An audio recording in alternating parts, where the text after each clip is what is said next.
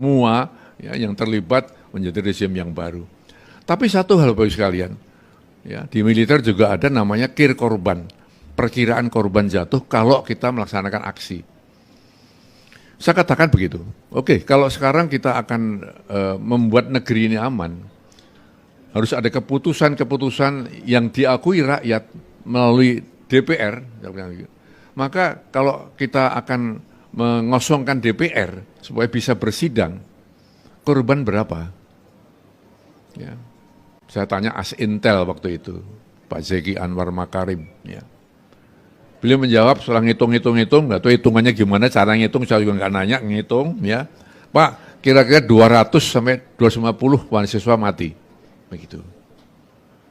Maka terakhir ya, penutupan rapat itu pada saat Pak Susilo Bambang Yudhoyono, ya, waktu itu masih bintang 3, jadi masih, saya manggilnya masih bukan Pak SBY, belum, manggilnya masih Bang, ya, Bang gimana Bang, kan gitu. Sekarang nggak berani,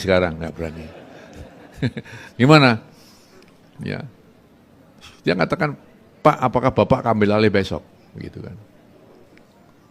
Saya sudah ambil keputusan karena tidak, ya, besok kita antarkan pergantian kekuasaan dari presiden kepada wakil presiden.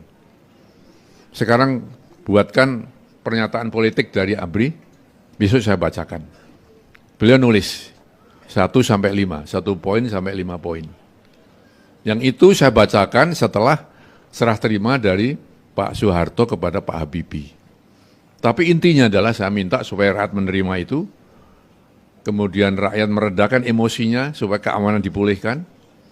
Dan yang ketiga, ABRI akan tetap mengakui pemerintah yang sah. Yang keempat, ya ini yang menjadi masalah, ya. Pada saat keempat ini kan berhubungan dengan Pak Harto waktu itu. Bapak Ibu sekalian, saat kita sedang berapat itu ada 2.000 ya, mahasiswa dan pendemo berjalan dari gedung MPR menuju Cendana. Untuk apa? Untuk menghabisi presiden dan keluarganya. Presiden dan keluarganya sudah mempersenjatai diri dengan senjata-senjata otomatis. Jadi sudah dibagi senjata itu. Ya.